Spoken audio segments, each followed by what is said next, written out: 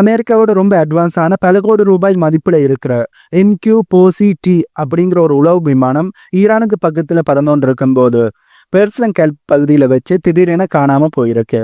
இது ஏதோ சாதாரணமான விபத்து இல்லை. இதுக்கு பின்னாடி ஒரு பெரிய எலக்ட்ரானிக் வார், அதாவது மின்னணு போர் நடந்திருக்கலாம்னு சந்தேகம் எழும்பியிருக்கு. இந்த விமானத்துக்கு உண்மையாகவே என்னதான் ஆச்சு? ஈரான் செய்த சம்பவம் என்ன?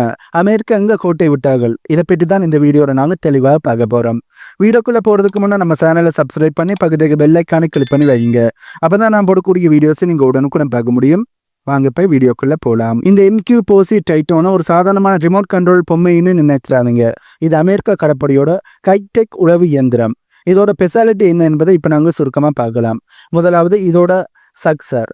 இதோட இறக்கையலோட அகலம், அதாவது விங்ஸ்பேன் மட்டுமே கிட்டத்தட்ட 130 அடி. அதாவது ஒரு சாதாரணமான போயிங் 737 பயணிகள் விமானத்தை விட இதோட இறக்கையல் ரொம்பவே பெருசு. ஆனால் இதில் மனுஷங்க இருக்க மாட்டாங்க. தரையில் இருந்து ஒரு பைலட் மட்டும் இதனை ஆப்ரேட் பண்ணுவார். இரண்டாவது என்டூரன்ஸ். நாம் ஒரு காருக்கு ஒரு தடவை பெட்ரோல் பண்ணால் அது எவ்வளவு தூரம், அதாவது ஒரு தடவை பெட்ரோல் அடித்தா அது எவ்வளவு தூரம் ஓடும் என்பதை நீங்கள் கற்பனை பண்ணி பாருங்க. ஆனால் இந்த டைட்டனுக்கு, இந்த உளவு ட்ரோனுக்கு ஒரு தடவை டேங்க் புல் பண்ணிட்டு கிளப்பினா தொடர்ந்து 24 மணி நேரத்தில் இருந்து 30 மணி நேரம் வரையும் வானத்திலேயே இதனால் பறக்க முடியும். கிட்டத்தட்ட 8000 மைல்கள் வரை இதனால் ஒரே மூச்சில் பறக்க முடியும் என்று சொல்லப்படுது. மூணாவது இதோட கை ஆல்டிடியூட். இது சாதாரணமாக 50,000 அடிக்கு மேலே பறக்கும். அதாவது கமர்ஷியல் பிளைட் பறக்கிற உயரத்தை விட ரொம்ப உயரத்தில் பறக்கும். அங்கே இருந்து பார்த்தா மேகங்களுக்கு மேலே ஒரு ராயா மாதிரி இது ரோந்து போய்கிட்டு இருக்கிற மாதிரி தான் எங்களுக்கு தோணும். அந்தளவு உயரத்தில் இதனால் பறக்க முடியும். நான்காவது இதோட ரேடார் பவர். இதில் இருக்கிற மிக முக்கியமான விஷயமே AN அல்லது ZPY-3 multi function active sensor radars இதில் இருக்குது. இது 360 டிகிரியில் சுற்றி பார்க்க முடியும். ஒரே நாளில் சுமார் 2.7 மில்லியன் சதுர மைல் பரப்பளவை இதனால் ஸ்கேன் பண்ண முடியும் என்று சொல்லப்படுது. கடலில் ஒரு சின்ன படகு போனால் கூட அது என்ன மாடல், அதில் என்ன இருக்குன்னு அபுதாபியில் இருந்தோ அல்லது அமெரிக்காவில் இருந்தோ துல்லியமாக பார்க்க முடியும். ஐந்தாவது இதோட விலை மற்றும் இதோட டெக்னாலஜி. இதோட ஒரு யூனிட் விலை மட்டுமே கிட்டத்தட்ட 150 மில்லியன் அமெரிக்க டாலர்ஸ். இந்திய மதிப்பில் சொல்ல போனால் 1500 கோடிக்கு மேலே. இதில் இருக்கிற சென்சார்கள், கேமராக்கள் எல்லாமே நைட் மிஷன் மற்றும் வெப்பத்தை வச்சு கண்டுபிடிக்கிற, அதாவது தேர்மல் இமேஜிங் வசதி கொண்டது. பனிமூட்டம் இருந்தாலும் மழை பெஞ்சாலும் இதோட பார்வையில் இருந்து எதுவுமே தப்பிக்க முடியாது என்பதுதான் அமெரிக்க தரப்புலேருந்து சொல்கிறார்கள். முக்கியமாக நாங்கள் கடைசியாக பார்க்க வேண்டியது இதோட மிஷன். எதிர நாட்டு கப்பல்கள் எங்கே இருக்குது, அவங்க என்ன பண்ணுறாங்க, கடலுக்கு அடியில் நிம்மொழி கப்பல்கள் எதையும் இருக்கா, அப்படி இருந்தால் அது எங்கே போகுது, இது எல்லாத்தையும் கண்டுபிடிச்சு உடனே அமெரிக்காவோட தலைமையகத்துக்கு உடனடி தகவல்களை இதனால் அனுப்ப முடியும்.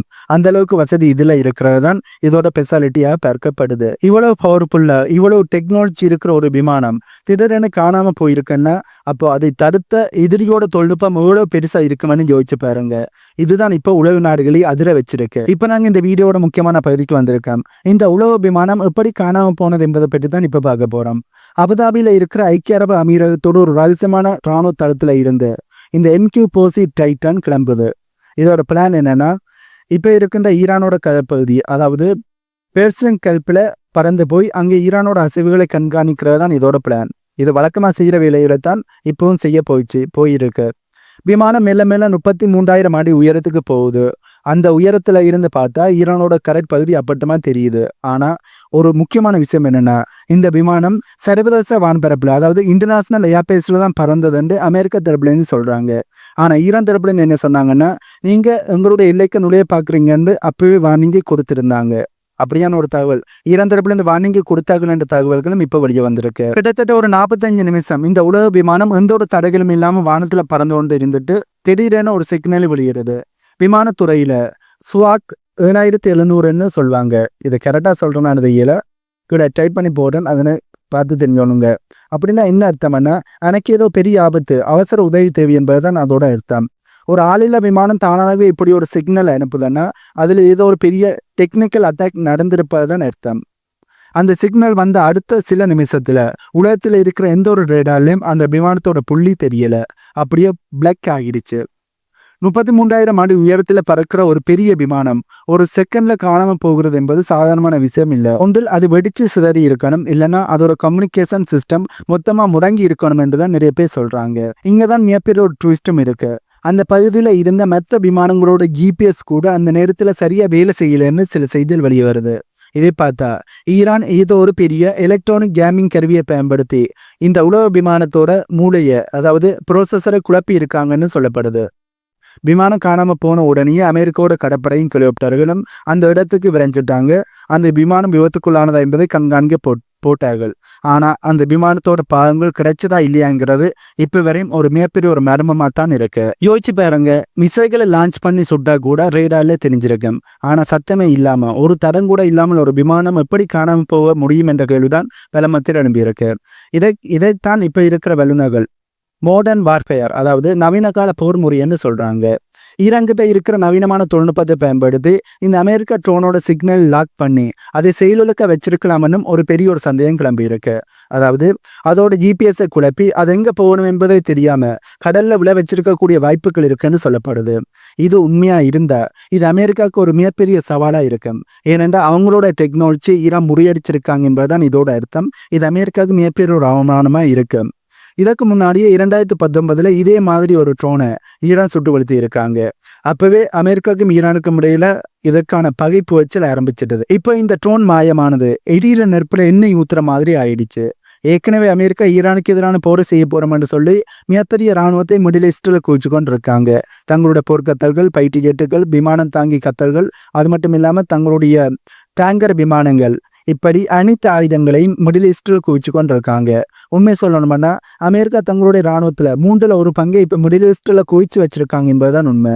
இப்படி இருக்கையில ஈரான் தரப்புல இருந்து இந்த விமானத்தை கடத்தி இருந்தார்கள் அல்லது சுட்டுவடுத்தி இருந்தார்கள் என்றால் இது அமெரிக்காவுக்கு மிகப்பெரிய ஒரு அவமானமா இருக்கு.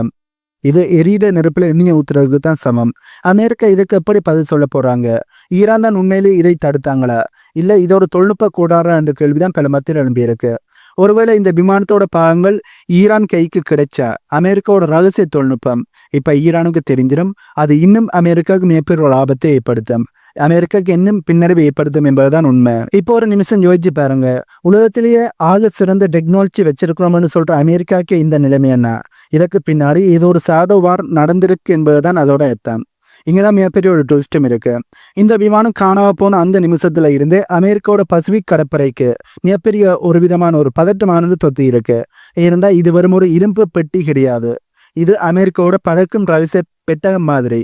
ஒருவேளை இந்த உலக விமானம் ஈரானோட எல்லைக்குள்ள விழுந்திருந்தா, அதோட கோடிக்கணக்கான மதிப்பிலான சென்சார்கள் ஈரானோட கைக்கு கிடைச்சிருந்தா, அப்படி நடந்திருந்தா வளைகுடா நாடுகளோட மொத்த பவர் பேலன்ஸும் தலைகீழா மாறிடும். அமெரிக்கா இதை பற்றி இப்போதைக்கு மெல்ல மெல்ல தகவல்களை வெளியிட வர்றாங்க. ஆனா திரைமறைவுல ஏதோ ஒரு பெரிய ஆபரேஷன் நடந்திருக்கு என்பது மட்டும் உறுதியா தெரியுது. ஈரான் அமெரிக்காவுக்கு மிகப்பெரிய ஒரு ஆப்பி எடுத்து சொருகி இருக்காங்க என்பது மட்டும் தெளிவா தெரியுது. இதற்கு பின்னாடி ஈரான், ரஷ்யா, சீனா இந்த 3 நாடுகளும் இணைந்து ஏதோ ஒரு சம்பவத்தை செஞ்சிருக்காங்க என்பதை மட்டும் உறுதியா சொல்ல முடியும். ஏனென்றால் ஈரானுக்கு சப்போர்ட் பண்றது சீனாவும் ரஷ்யாவும். ஏற்கனவே எலக்ட்ரானிக் வார்ஃபேர் சிஸ்டத்தை சீனா தரப்புல இருந்து தங்களுடைய அட்வான்ஸான எலக்ட்ரானிக் வார்ஃபேர் சிஸ்டத்தை ஈரானுக்கு கொடுத்திருந்தாங்க என்ற செய்திகளை எங்களுடைய வீடியோவில் பார்த்துருக்கோம். ஆகவே அதை பயன்படுத்தி அமெரிக்காவுக்கு ஈரான் இப்போ இந்த விஷயத்தில் சம்பவத்தை செஞ்சிருக்கக்கூடிய வாய்ப்புகள் இருக்கு. இப்போ உங்ககிட்ட ஒரே ஒரு கேள்விதான், தொழில்நுட்பம் தான் இந்த உலகத்தை ஆளுமென்னு சொல்கிறோம். ஆனால் அந்த தொழில்நுட்பத்தையே ஒரு நாடு ஏன் பண்ணி செயலிழக்க வைக்கலான்னா அப்போ இனிமேல் வரப்போகிற போர்கள் எல்லாம் ஆயுதங்களால நடக்குமா, இல்ல இது மாதிரி சத்தமே இல்லாம சிக்னலால நடக்குமா? இந்த மிஸ்ட்ரியை பற்றி நீங்க என்ன நினைக்கிறீங்க? இது ஈரானோட டெக்னாலஜியினுடைய பவரா, இல்ல அமெரிக்காவோட பலவீனமா? உங்களுடைய கருத்துக்களை மறக்காம கீழே கமெண்ட்ல சொல்லுங்க. என்னை பொறுத்தவரையும் இதற்கு பின்னாடி ரஷ்யா, சீனா, ஈரான் இந்த 3 நாடுகளும் சேர்ந்து அமெரிக்காவுக்கு தரமான ஒரு சம்பவத்தை செஞ்சிருக்காங்க என்பதுதான் என்னுடைய தனிப்பட்ட கருத்து. ஆகவே இந்த வீடியோவில் நான் சொன்ன தகவல்கள் உங்களுக்கு புதிதாக இருந்திருக்குமென்னு நம்புறேன். இந்த தகவல்கள் உங்களுக்கு புதிதாக இருந்தா இந்த வீடியோக்கு லைக் பண்ணி நம்ம சேனலை சப்ஸ்கிரைப் பண்ணி பக்கத்துக்கு பெல் ஐக்கானை கிளிக் பண்ணி வைங்க. அப்பதான் நான் போடக்கூடிய வீடியோஸை நீங்கள் உடனுக்குடன் பார்க்க முடியும். இன்னும் ஒரு புதிதான தகவல்கள் உள்ளடங்கிய புதிய வீடியோவில் உங்களை நான் மீட் பண்ணுறேன்.